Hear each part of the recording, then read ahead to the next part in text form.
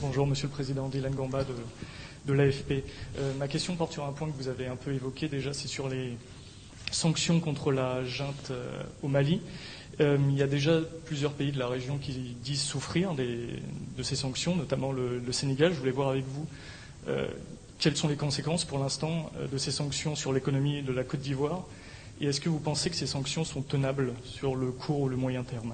J'ai commencé par dire que d'abord, nous sommes très malheureux d'avoir à imposer ces sanctions. Nous avons tout fait pour que les autorités militaires du Mali organisent des élections dans des délais convenables. C'est vraiment à notre corps défendant que nous avons ces sanctions en place. Notre souhait serait que ce soit levé le plus rapidement possible, mais pour cela, il faut un chronogramme crédible, une application donc de ce chronogramme pour faire des élections dans des délais rapprochés.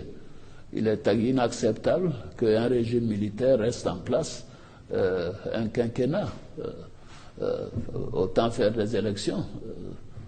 La sécurité se détériore, la situation des populations est difficile, aussi bien au Mali que dans les grands pays voisins tels que le Sénégal et la Côte d'Ivoire. Nous en sommes autant malheureux que les Maliens.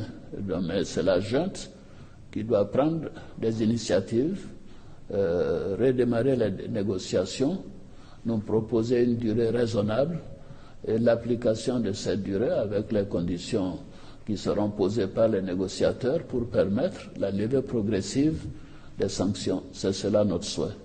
Voilà, je vous remercie, je vous réitère mes vœux de bonne heureuse année. Merci à chacune et à chacun de vous.